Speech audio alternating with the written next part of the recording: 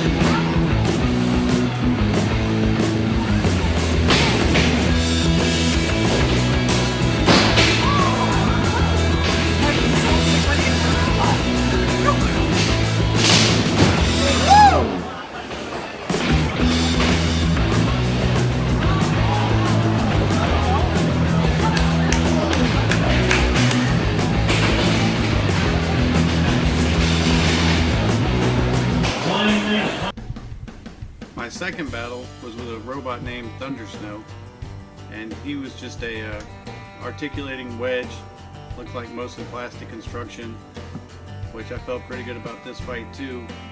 But at the end of my battle with Construction Ahead, I used a urethane belt and it happened to just snap in half.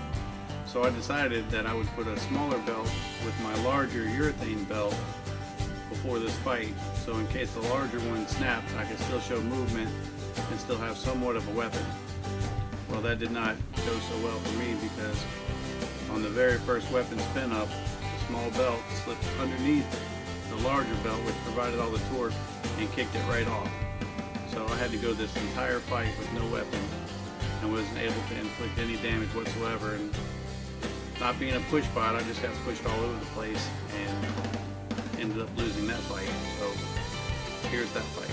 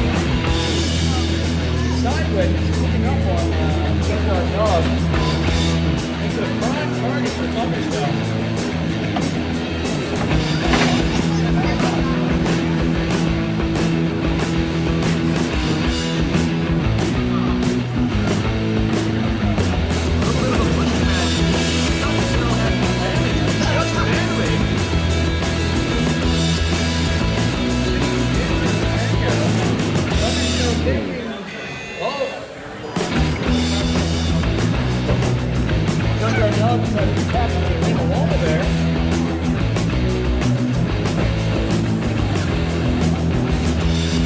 And they're lining up.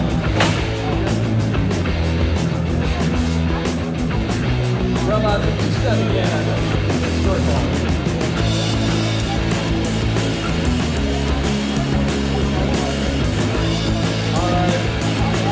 Drivers, can you separate?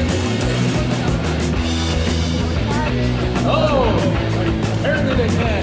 Oh, and interesting development. The junkyard dog is stuck. Canon 10, 9, 8. Oh, and it's free again. With just under 15 seconds left in this. 10, 9, 7, 6, 5, 4, 3. Now my third fight was against another wedge bot. His name was Clown Fiesta, and this robot was all metal construction, extremely fast, and had a lot of torque. And of course, first hit right out the gate in the fight, my belt snapped, and I just didn't have anything for this guy at that point because he could just push me around and shove me around and do what he wanted with me, and that was another loss. So check this one out.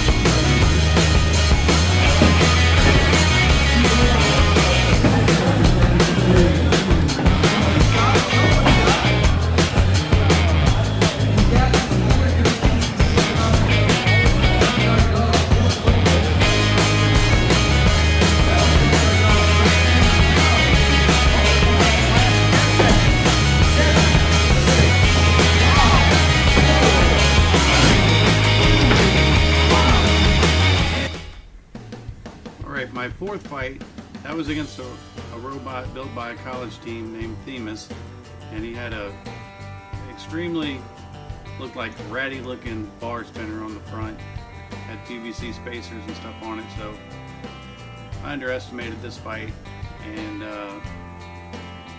I shouldn't have, because once again, belt issues, lost my weapon, and didn't have anything for this guy at that point. I guess my fight's all weapon or nothing, because I just didn't have the traction that it seemed like the other robots were getting, and that just comes down to experience. So next time I'm kind of sure that I'm going to have a lot better traction than I had this time. But he just had a bar spinner, very unbalanced, made a lot of noise, but it was effective because he got on you with that thing, and it didn't do a lot of damage, but over time it caused some damage, and he just beat you and beat you and beat you with that thing, and which was a good job on their part. So if you want to check it out, here's that fight.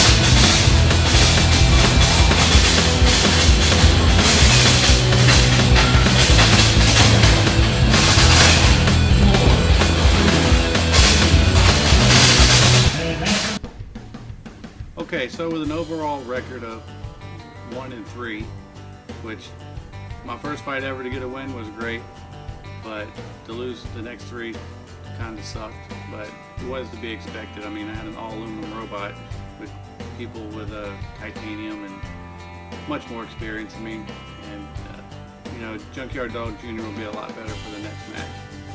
But what was fun is we decided to put together a 15-pound robot class rumble, and we ended up getting 5 or 6 robots to join in.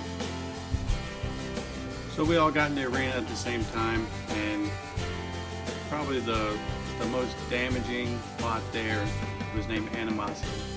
This guy's been fighting combat robots since 2000, 2001, and he just had a really deadly horizontal spinner. It's a lot like Tombstone. And so me, being me, I decided, well, I'm going to try to take the big dog down, and that's who I went after, and that did not go well at all. He did a lot of damage to my robot, and ended up ending my match by cutting my receiver right in half. I had it too far in the front of my bot, so that ended all control for me. But on a good note, the belt didn't come off that match, so I was able to deliver some hits and have a little bit of fun before I got wiped out. So you can check out that rumble right here.